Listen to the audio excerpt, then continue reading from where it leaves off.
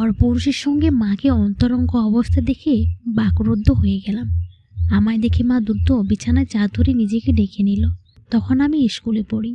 School থেকে ফিরে মায়ের ঘরে কী কারণের জন্য গিয়েছিলাম। তখনই এরকম দৃশ্য চোখে পড়ে যায়।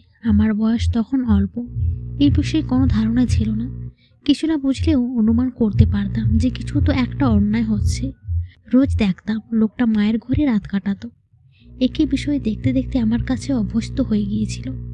লোকটা রোজ আমার জন্য কত কত চকলেট নিয়ে আসতো। আমি ঘরে বসে মনের সুখে চকলেট খেতাম, আর লোকটা মায়ের ঘরে ঢুকে যেত।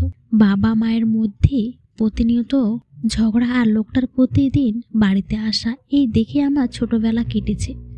বয়স সন্ধে পেরোতে আমি যখন এই বিষয়ে বুঝতে শুরু করি, তখন মাকে অনেক বোঝানোর চেষ্টা করতাম। কলেজ যাওয়ার জন্য রেডি হচ্ছিলি, সেই সময় শুনলাম মা ফোনে কথা বলছে।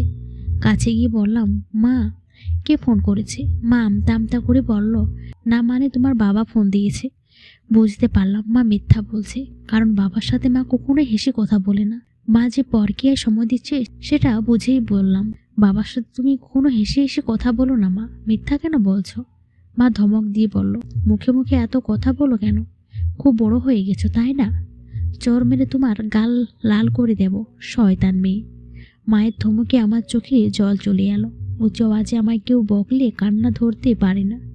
চোখে জল নিয়ে বাড়ি থেকে বের হলাম। কলেজের উদ্দেশ্যে হাঁটছি। আমাদের বাড়ির দুইটা বাড়ির পরই বিষণ্ণর বাড়ি। ওদের বাড়ির কাছে আসতেই দেখলাম বিষণ্ণ হাফ প্যান্ট পরে এক পায়ে ভর করে দাঁড়িয়ে আছে। আমাকে দেখেও ভীষণ লজ্জা পেল। লজ্জায় কচুর মতো আঁকা বাঁকা করছে। ওর সামনে আন্টি চিকন একটা কাঞ্চি হাতে নিয়ে দাঁড়িয়েছে। তার মানে ও আজকেও কিছু একটা গন্ডগোল করেছে।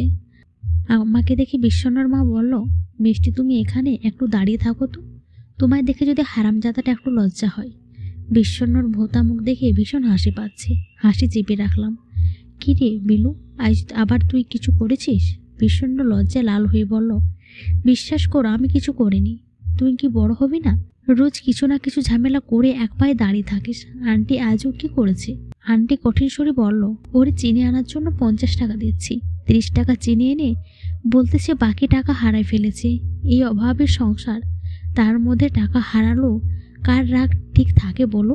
আরও কিছুক্ষণ বকাঝকা করার পর বিষণ্ণকে নিয়ে কলেজের রাস্তায় হাঁটছি। বললাম, টাকা কি সত্যি হারিয়ে ফেলেছিস? আরে না, তোমাদের কলেজে ট্যুরে নিয়ে যাবে, এর জন্য টাকা জমাচ্ছি। আমাদের নিয়ে গেলে তুই টাকা জমাচ্ছিস কেন?